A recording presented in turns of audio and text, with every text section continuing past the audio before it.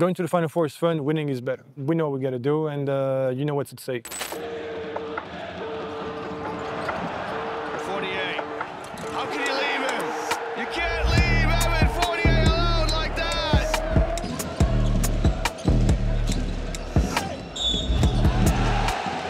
Evan, before we talk about the Final Four, how did it feel to win a playoff series? You only did it professionally with Nanterre in 2009 in France's second division. I mean, it felt good. That was the goal, though. So, you know, I think the whole team is, I'd say, not happy, but, you know, we are excited to move forward, to go to Abu Dhabi, get to play Final Four. But, you know, that was the goal all year long. Everybody's still focused, and we know we have still a lot of work to do, and 2 big games ahead of us. What was your mentality like playing for the playoffs? Because you know it's a whole different season, it's not the Final Four, it's a series of games. So what was your mentality? The same, to be honest. Maybe a bit more awareness about what's at stake. A little bit more pressure, but you know that usually raises the intensity. Against a very good opponent, Madrid. You know, personally, I'm glad we got the opportunity to play 2 sold-out games at home. The energy was incredible, and the fans were amazing, so it was fun. This is your first Final Four. Yes. Do you have a reference point, a Final Four you watched when you were younger, a Final Four you attended, or something like that to sum up? What's your relationship with the Final Four? My first Final Four was in Paris, 2010. I went to the championship game, Olympiacos versus Barcelona.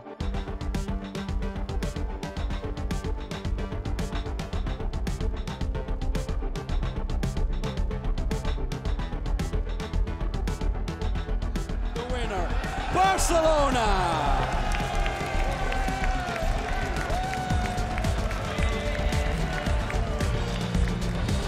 And that was my first experience with EuroLeague and with Final Four, and to this day it's something that I remember vividly.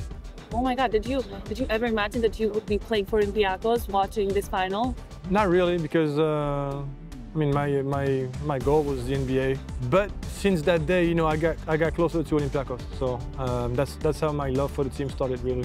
Oh, you were supporting Olympiacos at that game? No, I mean, that was my first experience. So I wasn't supporting Olympiacos. It's just I got, you know, my ticket via Nike, and I was in the middle of the fans, and that's when I discovered, you know, Gate 7 and all that, and I was really shocked about, you know, how passionate they are about their team and the support, and since that day, you know, I've taken, you know, their side, so yeah. How does it feel now to be a part of it? It's a great feeling, it's a great feeling, but I mean, going to the Final Four is fun, winning is better, so, you know, we know what we got to do, and you know what's at stake. Were you able to discuss the club's previous Final Four experiences with your teammates at all? Yes, for sure. But, you know, these aren't necessarily great memories. Clock is running out. Mitic rises. If it goes, he'll win it! Vasilija Mitic to win the semi-final here! Yui working against Foul. Beats him with the dribble. Pulls up at the elbow. High arcing James. Good!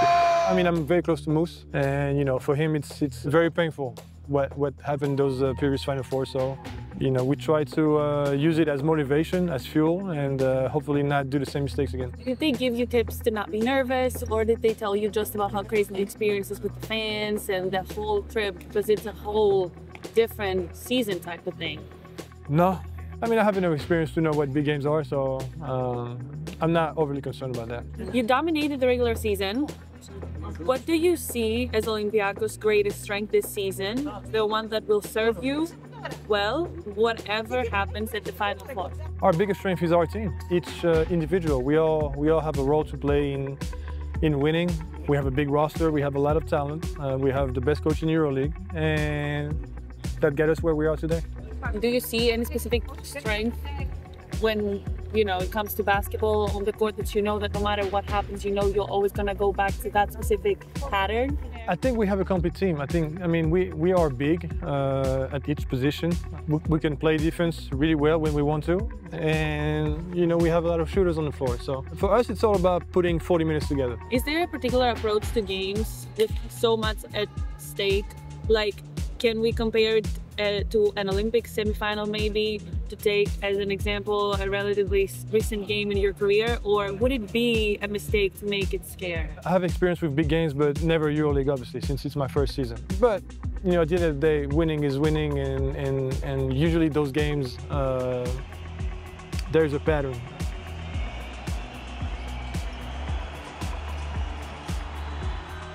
The team that's the most aggressive, the team that's the aggressor, that tries to impose their will, that creates momentum, that's usually the teams that wins. Hopefully that can be us this year. Do you feel like the nerves are even higher because it's such a huge event and everybody's eyes are going to be looking at you? I think so. I mean, I think as you get closer to the main goal, which is winning, you know, you get more and more tension out of everything. But that can help. I mean, that can help you play better. But also, you know, if you let that get into your head, you can lose your swag, your flow, and that's the tricky part. Does it get to your head sometimes? I mean, to some degree, I think everyone has to deal with their own issues with you know, pressure games. But you know, I think so far in my career, I've done a good job with that.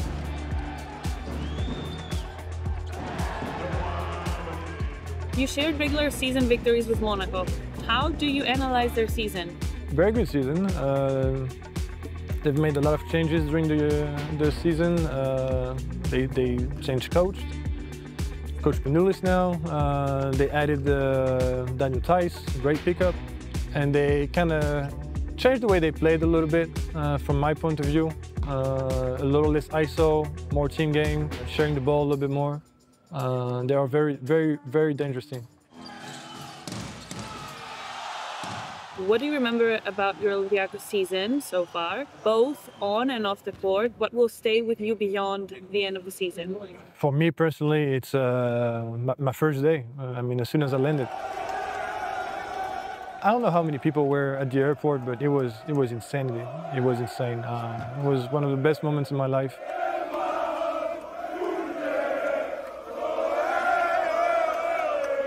The love that they gave me since day one, it's something truly amazing.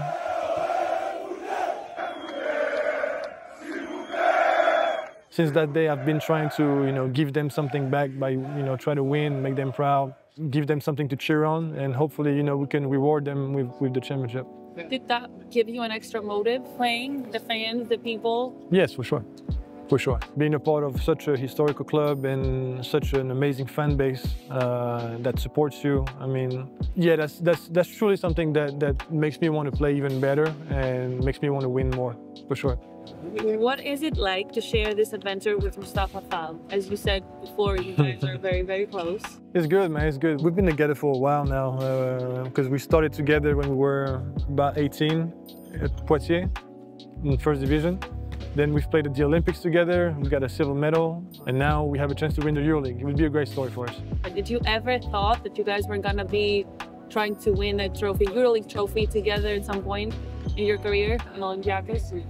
No, to be honest, no. Especially not when we started, for sure not. The last Olympiacos EuroLeague title was in 2013. Olympiacos makes history with its second Final Four title in a row. Do you feel any expectation, or do people talk to you a lot about it in Pireo? Of course, like especially now, this past week. I mean, every time we see a fan, they all wish us good luck, ask us to bring them the trophy, and good luck in Abu Dhabi. But you know, I think you can feel the pressure growing inside the city, and you know, I'm sure it's the same for Pana fans. I think everyone in Athens and surroundings right now is waiting for, you know, that Final Four. Finally, I'd like you to complete the sentence. If Olympiacos win the title on May 25th, it would be... I don't know, it would be amazing, a dream, it would be many things, but we have to make it happen. Thank you very much. Thank you.